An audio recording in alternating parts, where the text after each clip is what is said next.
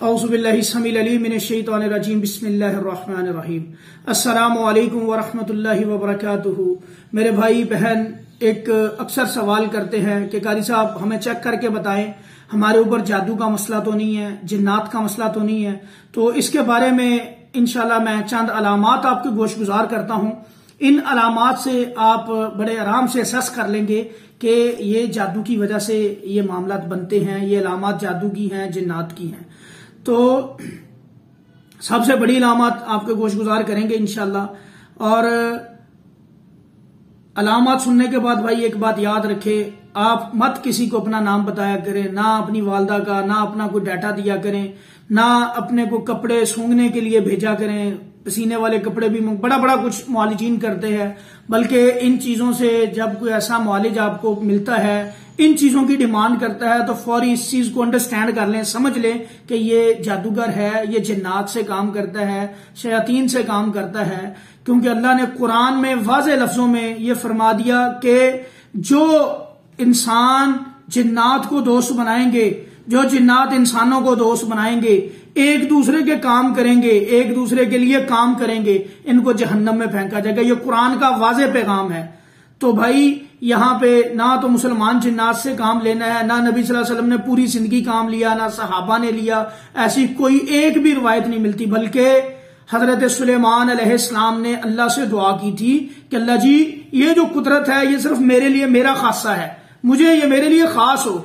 जिन्नात के ऊपर जो हुक्म चलता था अल्लाह का है ही है, वो तो हर मखलूक के ऊपर अल्लाह हाकिम है, अल्लाह मालिक है हर मखलूक के। हजरत सुलेमान को अल्लाह ने ये कुदरत दी थी कि वो जिन्नात भी उनके ताबे थे और वो खासा था उनका। और ये दुआ भी की थी हजरत सुलेमान ने, नबी करीम सल्लल्लाहु अलैहि वसल्लम ने। हत्ता कि एक दफा एक शैतान था जिसने नमाज में नबी सल्लल्लाहु अलैहि वसल्लम को आग का अंगारा लेके आया था, नुकसान देने की कोशिश की थी। नबी करीम सल्लल्लाहु अलैहि वसल्लम ने एक दुआ पढ़ी, जिब्रील अमीन ने वो दुआ सिखलाई थी हजरत मोहम्मद सल्लल्लाहु अलैहि वसल्लम को, और नबी सल्लल्लाहु अलैहि वसल्लम ने उसको गर्दन से दबोचा था उस शैतान को। और नबी सल्लल्लाहु अलैहि वसल्लम फरमाते हैं कि मैंने उसकी इतनी जोर से दबोचा कि उसकी जुबान की जो मुंह के अंदर से लवाब निकला, उसकी ठंडक मैंने अपने हाथ पे, हथेली पे महसूस भी की। और अल्लाह के नबी फरमाते हैं कि मुझे अपने भाई सुलेमान अलैहिस्सलाम की उस दुआ का ख्याल ना होता तो मैं आज तुझे मस्जिद नबवी के स्तून के साथ बांधता और मदीने के शरीर बच्चों को बुलाता, तुझे पत्थर मारते, तेरे साथ खेलते। सिर्फ अपने भाई की दुआ का ख्याल करते हुए नबी करीम सल्लल्लाहु अलैहि वसल्लम ने उसको वहां पे बांधा नहीं, छोड़ दिया। अब भाई ये काम लेना बिल्कुल जायज नहीं किसी तरह से भी इनसे, ठीक है। अब अगली बात जो है, जो लोग ये काम करते हैं वो सही नहीं है मेरे भाई, आप बचें ऐसे लोगों से। आपका ईमान भी खराब होता है, नाराज होते हैं अल्लाह ताला। नबी सल्लल्लाहु अलैहि वसल्लम ने ऐसे लोगों के पास जाने से भी मना कर दिया, जाने से आपकी 40 दिन की इबादत नहीं कबूल होती। आगे अगली बात उससे भी सख्त है कि अल्लाह ताला के नबी फरमाते हैं कि जो जाके इनसे वेरिफिकेशन करता है, तस्दीक करता है अपने मामलात की, हमारी शरीयत से इसका कोई ताल्लुक नहीं है। तो ऐसे लोगों के पास नहीं जाना, अपने ईमान की हिफाजत करनी है। अब जो बड़ी बड़ी अलामत हैं जादू की, जिन्नात की, जिन मरीजों के अंदर ये अलामत एग्जिस्ट करती हैं, 2-3 से ज्यादा हैं, तो समझ लें ये मामला आपके साथ है। तो सबसे बड़ी अलामत, ऐसे मरीज को बिला वजह गुस्सा बहुत ज्यादा आता है, ठीक है। जादू जिन्नात का जो मरीज होगा गुस्सा बहुत ज्यादा आएगा। इसी तरह मेडिकली रिपोर्ट्स उसकी क्लियर आती हैं, लेकिन बीमारी अंदर जिस्म में एग्जिस्ट कर रही होती है। दर्द तकलीफ सर से, जिस्म से, दिल से, जैसा अमल होगा वैसी बीमारी होगी उसके ऊपर, वो खत्म नहीं हो रही होती। किसी को सुइयां चुभेंगी, किसी के दिल की जकड़न होगी, किसी के दिमाग की जकड़न होगी, दिमाग के अंदर से दर्द खत्म नहीं होगा, दिमाग जकड़ा होगा, किसी का मसाना पकड़ा होगा, किसी को रहम के मामलात होंगे, किसी का पीरियड्स बंद कर दिए जाते हैं, किसी के पीरियड्स रुकते ही नहीं है, ठीक है। रहम के मामलात होते हैं, औलाद की बंदिश का मामला कर दिया जाता है, ठीक है। जिस्म के अंदर मुख्तलिफ जगहों के अंदर जलन होती है, तकलीफ होती है, कट लग जाते हैं जिस्म के ऊपर, ठीक है। खारिश बेपनाह होती है, बिला वजह होती है, कोई चीज रब कर रही होती है, ऐसे लग रहा है कोई चीज छेड़ रही है जिस्म को, चिमटियां काट रही है, तो सुइयों की शक्ल में रिपोर्ट्स का क्लियर आना, लेकिन ये सारी चीजें एग्जिस्ट कर रही होती हैं। मेडिसिन खाता है, मेडिसिन असर नहीं करती, तो ये भी जादू की बड़ी अलामत है, ठीक है। फौरी रूहानी इलाज कराना है कुरान से, कुरानी तरीके से, सही तरीका कुरान ही है।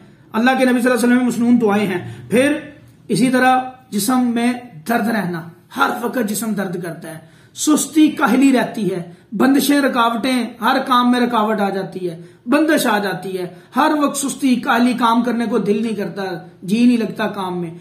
पढ़ने वाले अक्सर बच्चों के ऊपर पढ़ाई को रोक दिया जाता है, पढ़ने को दिल नहीं करता। अच्छा खासा पढ़ने वाला बच्चा होता है, पढ़ाई रुक जाती है उसकी, सबक याद नहीं करता। इसी तरह गुस्सा आना, चिड़चिड़ापन रहना, घबराहट का शिकार होना, खास तौर पे शाम के वक्त घबराहट होना, नींद ना आना, रात को नींद ना आना, यह भी बहुत बड़ी अलामत है जादू की। रात को नींद ना आना, सुबह के वक्त नमाज के टाइम नींद का आना शुरू हो जाना, नमाज पढ़ने को दिल ना करना, कुरान पढ़ने को दिल ना करना, अच्छी बात सुनने को दिल ना करना। ठीक है, बाज़ औक़ात लड़कियों के ऊपर, बेचारियों के ऊपर जादू किया जाता है बंदिश का, रिश्ते नहीं आते। बड़े बड़े बेचारी खूबसूरत लड़कियां होती हैं, सीरत वाइज भी अच्छी होती हैं, सूरत वाइज भी, लेकिन रिश्ते नहीं आते हैं तो देख के जाते हैं, ना कर देते हैं। तो ये भी इसी वजह से होता है। ख्वाब डराने आते हैं, कोई जानवर पीछे लगे हैं, ठीक है, कोई चीज ख्वाब में खिलाई जाती है। इसी तरह बेशुमार जानवरों वाले ख्वाबों के अलावा डर खौफ वाले ख्वाब आते हैं, घबराहट वाले ख्वाब आते हैं, बेचैनी वाले ख्वाब आते हैं। अपने आप को बंद गलियों में पाता है बंदा, अपने आप को आसमान से नीचे गिरता हुआ, हवा में उड़ता हुआ, तैरता हुआ, पानी में डूबता हुआ, ये भी ख्वाब हैं ऐसे। ये भी जिन्नात की किस्में आगे फर्दर। बहरहाल ये ख्वाब आते हैं जादू जिन्नात के मरीजों को। सांस नहीं सही तरह से बाज़ औक़ात आता, सांस रुक रुक के आता है ऐसे मरीजों को।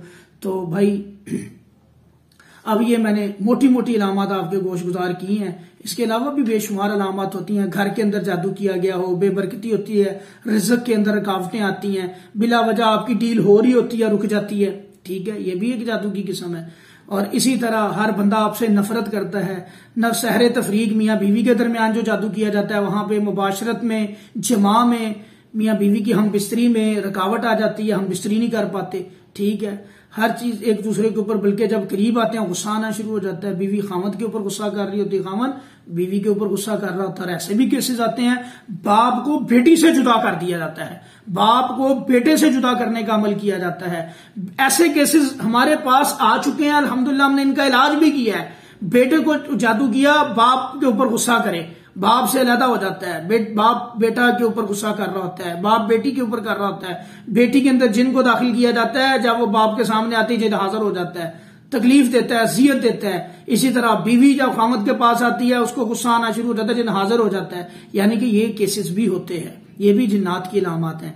और बिला वजह सर में दर्द रहना, दायमी दर्द रहना, दर्द का खत्म ना होना, जिस्म से बीमारियां खत्म ना होना, तो ये सारी जो, और अलहदा तन्हाई पसंद भी होता है। याद रखें, जो जादू जिन का पेशेंट होता है थोड़ा पुराना हो जाता है, जब ये तन्हाई पसंद हो जाता है, तन्हा रहना पसंद करता है, अलहदगी में गंदा रहना पसंद करता है, सफाई को, नहाने को, पाकीज़ा होने को, पाक होने को, खुशबू से एलर्जी होती है इसको, सफाई से एलर्जी होती है इसको। तो ये मोटी मोटी अलामत मैंने आपके गोश गुजार की हैं भाइयों, जिनके अंदर ये अलामत एग्जिस्ट करती हैं। और ऑलमोस्ट अगर हम 10 मरीजों को चेक करते हैं तो भाई 9 के ऊपर ये मसले निकलते हैं। वजह क्या है इसकी? घरों का एनवायरनमेंट ही ऐसा है, दीन से दूर हो चुके हुए हैं। घरों के अंदर मोबाइल्स हैं, गाने चलते हैं, बुराई आम है, फहाशी वल्गैरिटी आम है, पर्दे का एहतमाम नहीं किया जाता, नमाजों का एहतमाम नहीं किया जाता, दुआओं का एहतमाम नहीं किया जाता, घर दाखिल होने की दुआ नहीं पड़ी जाती, खाना खाने की दुआ नहीं पड़ी जाती। बड़े बड़े पढ़े लिखों को लोगों को देखते हैं, उल्टे हाथ से खाना खा रहे होते हैं, ठीक है, हाथ धोते नहीं है, बिस्मिल्लाह नहीं पढ़ते। तो ये जो बुनियादी चीजें हैं भाई, इनके ऊपर जब हम अमल करेंगे, गाना बजाना नहीं सुनना, इन चीजों से दूर रहना है, अपने ईमान की हिफाजत करनी है, जो अल्लाह और उसके रसूल ने तरीका बताया है उसके ऊपर हमने अमल करना है।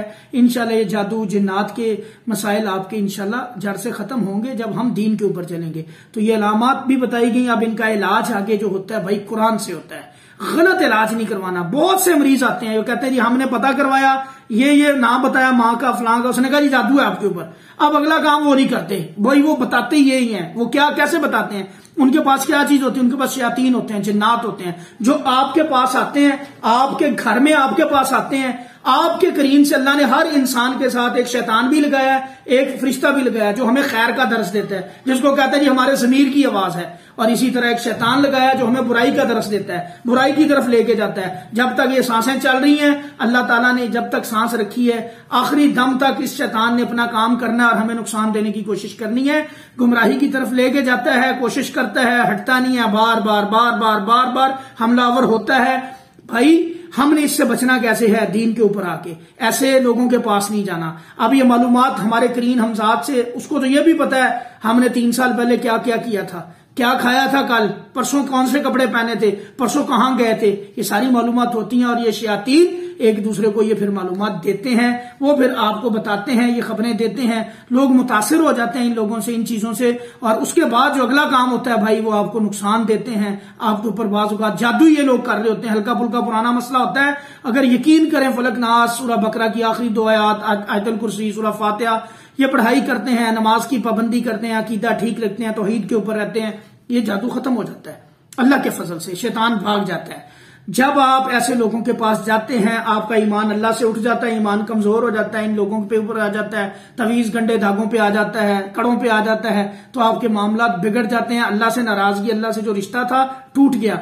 अब ये शैतान आपके ऊपर गलबा पा जाता है, आपके ऊपर हावी हो जाता है और अल्लाह नाराज हो जाते हैं। और फिर ये शयातीन के जरिए आपको, आपकी इनके हाथों में डोरियां होती हैं और आपके साथ खेल रहे होते हैं, आपके ईमान के साथ खेल रहे होते हैं। तो तौबा करें, ऐसे लोगों के पास जाना नहीं है, अपने ईमान की हिफाजत करनी है। फिर देखें मेरा अल्लाह इंशाल्लाह आपके सारे मामलात इंशाल्लाह ठीक कर देगा। और फौरी काम, ये अलामत अगर एग्जिस्ट करती हैं, 5 वक्त की नमाज शुरू कर दें, मर्द और रात शलवार टखनों से ऊंची रखें, नमाजें मस्जिदों में पढ़ें, जाके नवाफिल, और सुनते घर में पढ़ें।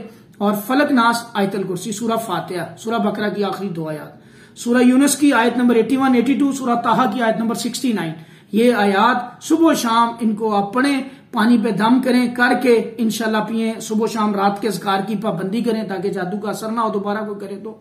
एक कलमा और आपको बताता चलूं, इसको पकड़ने, लाजम पकड़ने, सुबह शाम पढ़ना है आपने, ला इलाहा इल्लल्लाहु वहदहु ला शरीका लहु लाहुल मुल्कु व लहुल हम्दु व हुवा अला कुल्ली शैइन कदीर। एक तस्बीह सुबह करें, एक तस्बीह शाम करें, इंशाल्लाह आपका पूरा दिन भी महफूज, रात भी महफूज, जादू भी नहीं चलेगा इंशाल्लाह। अल्लाह के नबी की गारंटी है, स्टैंप लगी है, कोई शैतान जिन आपके करीब भी नहीं आ सकता जो बंदा ये कलमा 100 दफा पढ़ लेता है। तो इंशाल्लाह अल्लाह आपके ईमान की भी हिफाजत करें, अल्लाह आपको इन रूहानी मसाइल से भी निकाले, हमारी ये दुआ है। और कुरान से इलाज करना है। कुरान बड़ी ताकतवर अल्लाह की दी हुई, हमारे बहुत ताकतवर किताब है और बहुत बड़ा अल्लाह का हमारे ऊपर इनाम है। अल्हम्दुलिल्लाह कि अल्लाह ने हमें कुरान से नवाजा और ये एक मोजज़ाती किताब है। इंशाल्लाह जिस मकसद के लिए आप पढ़ते हैं, अल्लाह ताला आपको फायदा ही फायदा देता है। हमारी ये दुआ अल्लाह सब बहन भाइयों को जो जादू जिन्नात के मरीज हैं, नजर बद के मरीज हैं, रूहानी मामलात हैं, सेबी मामलात हैं, जिस्मानी बीमारियां हैं, जिस किस्म की भी पूरी रूए जमीन के ऊपर जहां भी मुसलमान बसते हैं, अल्लाह सबको शिफाई का अमला दिला दे। हमारे इस चैनल को सब्सक्राइब भी करें और इन वीडियोस को ज्यादा से ज्यादा शेयर करें ताकि ये मालूमात हर बहन भाई तक पहुंचे। अस्सलामु अलैकुम व रहमतुल्लाहि व बरकातहू।